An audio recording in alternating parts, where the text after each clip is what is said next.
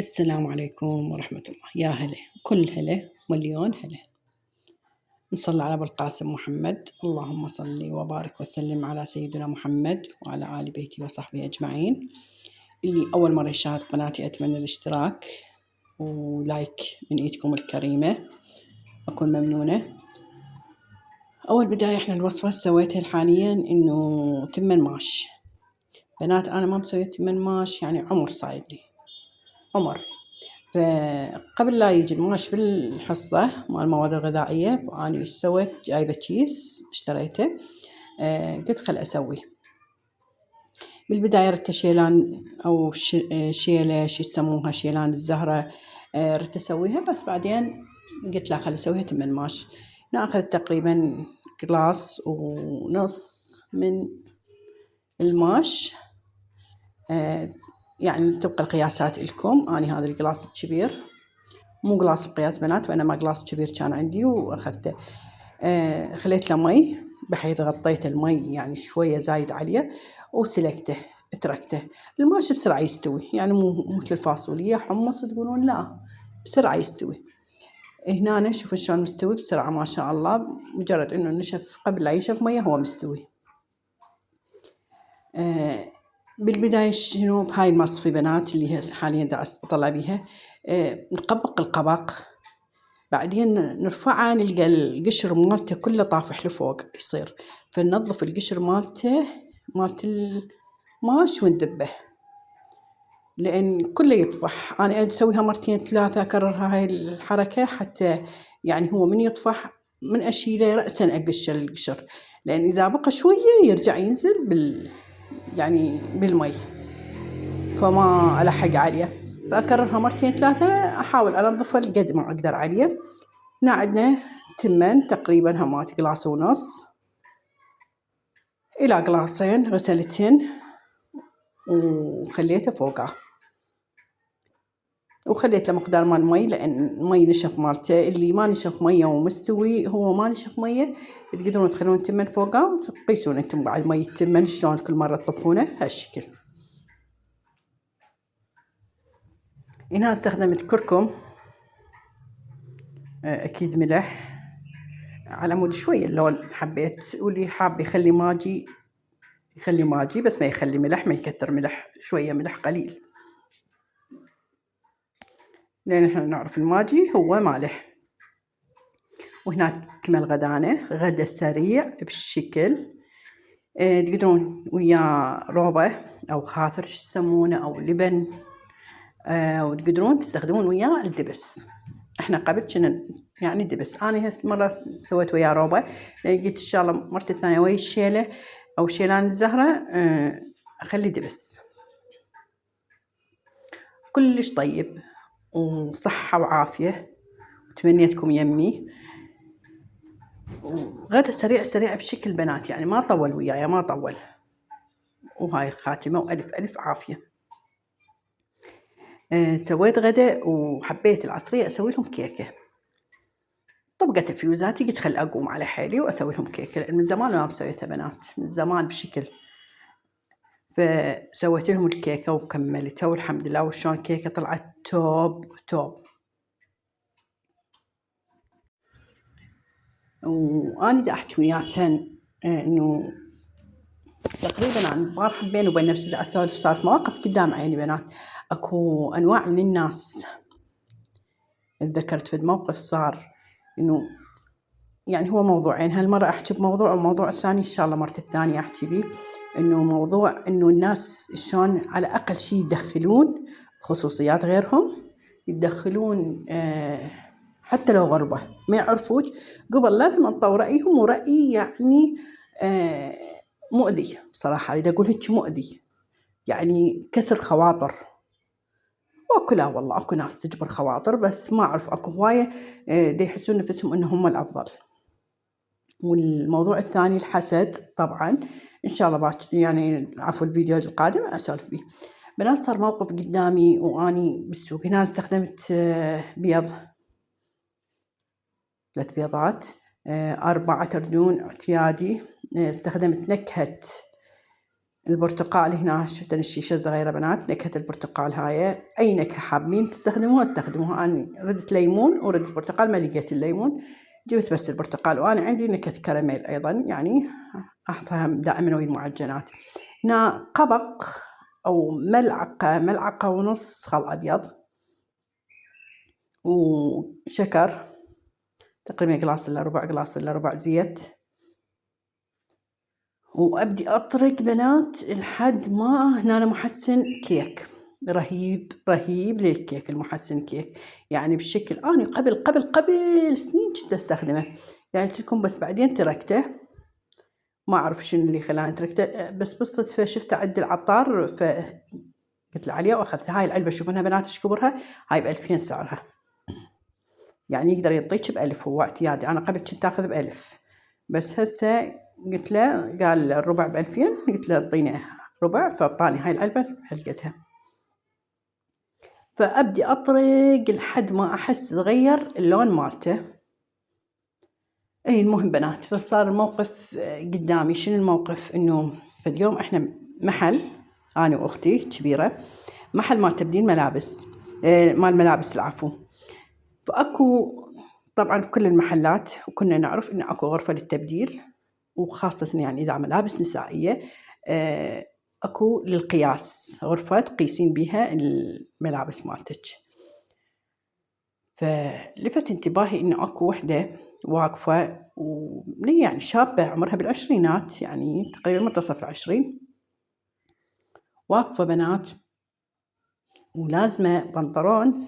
ذاك الوقت يعني بذاك الوقت نزل البنطلون، إذا تذكرون موديل البنطلون فوقاته النورة قصيرة هالشكل، لازم تو واقفة منتظرة اللي بداخل الغرفة تطلع حتى تدخل تبدل، وياها مجموعة مال بناتها منتظرات.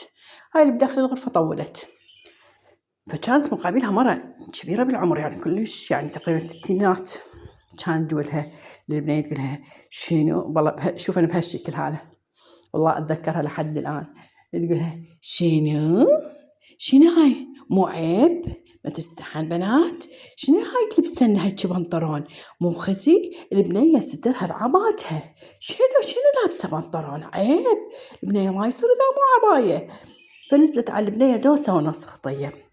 هاي البنية شلون أكو ناس يعني إنه بسرعة ترد الحكاية، عندها استعداد وعندها شلون نقول حكي بطرف لسانها أو جولهاتها، إنها بسرعة ترد الحكاية، عندها قدرة. أكو ناس لا تسكت يعني تنخلس، تنصدم، وبعدين تجيهم لحظة الإدراك بعد ما يفوت الأوان نهائيا، فيظلون يأكلون بنفسهم. أنا واحدة من هالناس اللي بصراحة يعني أنخلص ما أجاوب، أظل مظلومة، وبعدين أظل آكل بنفسي ليش ما قلت هيك، ليش ما جاوبت هيك، ليش هيك.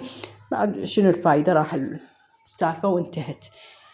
المهم بنات، فهاي ظلت خطية مخلوسة وساكتة ما جاوبت نهائيا، خجلت هواي، لأن هواي بالمحل كانوا، وهاي صوتها عالي يعني بحيث قلت لكم جذبنا صوتها.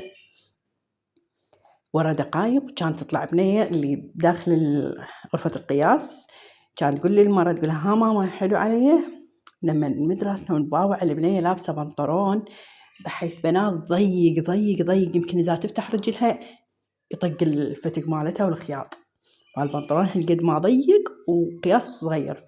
كانت تباوع علينا منا المرة، كانت تقولها ها مو ضيق شوية، كانت تقولها البنية لا مو ضيق، هذا هو راح اخذه. قالت لي ها بكيفك براحتك. يعني بهذا الوقت لو اكو وحده لسان وتجاوب كان قالت لها تعاينتي بنتك هيك لبست وانت انهديتي بوحده، يعني لا يمك ولا قرباك ولا عرف ولا ليش اكو هواي هيك مواقف تصير بنات، انه او وحده تنطرعيها يعني ايش تلبسين، قالت لك لازم تطلع عيب بلبسك، لازم تطلع عيب بقعدتك، لازم تطلع عيب بشعرك، لازم تطلع عيب بكل شيء بيك، لازم اكو انه تحطها بان تسوي نفسها انها هي الافضل، رغم ان هي عادي لبسها عادي او حتى لو غالي، بس نيولك مالتها مو حلو او ذوقها كلش يعني ما يجذب او مو مرتب، بس المهم تشتريه غالي. مو شرط، اكو ملابس بسيطة بس تحسيها أناقة، تحسيها ترتيب من صدق ترتيب بنات. هواي ناس بسيطة بس من تلبس ملابس عادية تحسيها كلش يعني فشي. فجبناها سوالف على هاي الناس اللي تدخل نفسها على قولة ياسمين عبد العزيز، هو ليه كله يتدخل في كله. فأنا قلت لكم يعني دخلت نفسها بشي موقف، بس مع الأسف إنه ما حضرتها، وإنه ما حضرتها لأن هي البنية أصلاً هي صاحبة الموقف ما ردتها، فطبعاً أكيد الناس ما ترد. بس تقول إحنا إيش دخلنا إذا هي صاحبة الموقف ما جاوبت. بس مبينة صاحبة الموقف مثل حالتنا إنه ما تجاوب، تنصدم بعدين عود بعد فوات الأوان يجيها لحظة إدراك. هنا بنات استخدمت طحين 2.5 قلاص. طبعاً كواب القياس استخدمته. موقف ثاني صار إنه ورا فترة صادفت عيد، وإنه أنا طالعة بالسيارة أنا وأبو حسين، ما أعرف وين بالضبط يعني أقاربه ما أعرف بالضبط وين كان. العفو آسفة.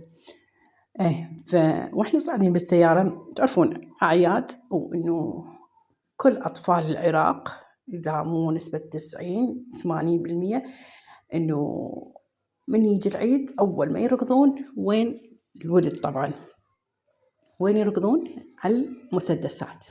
هذه المسدسات بأشكالها، هذا أبو الجدحة، هذا أبو الصوت، هذا أبو النغمة، هذا أبو الصجم، إحنا نسميه صجم.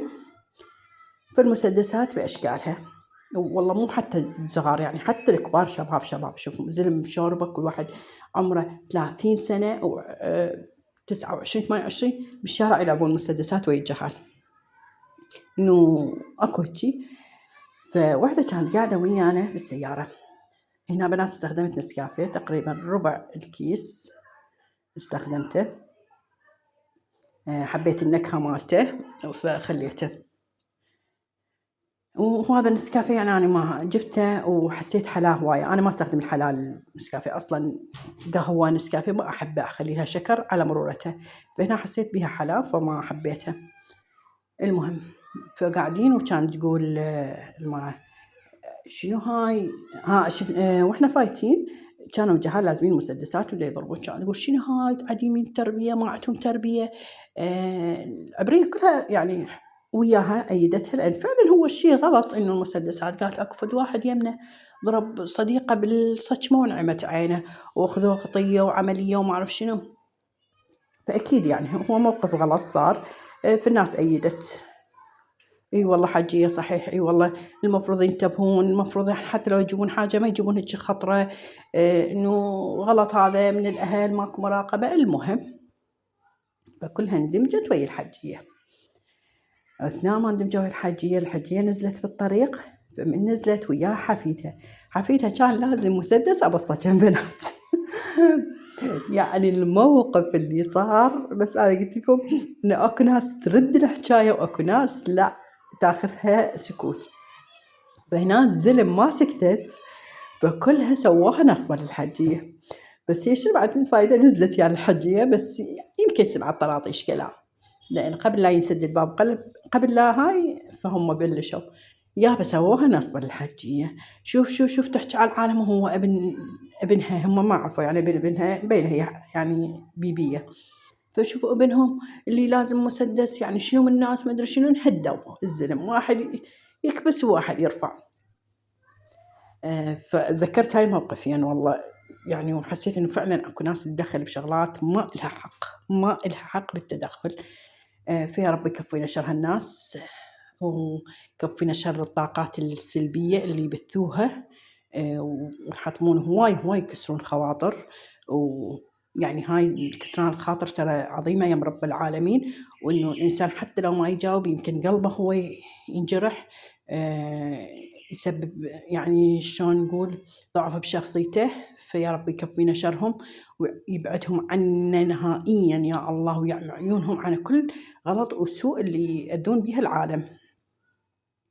هنا بنات استخدمت قالب الكيك، هو مو قالب بس قلت لكم أني أحب هذا القدر إنه عندي درزة من عنده، وأختي اللي جايبت لي إياه مرة ذكرتها قلت لو أمي لو أختي ما أتذكر، لأن قالت لكم أنا أكثر أجهزتي الكهربائية وهيك القدورة وماعين شغلات من أهلي يا أمي يا أختي.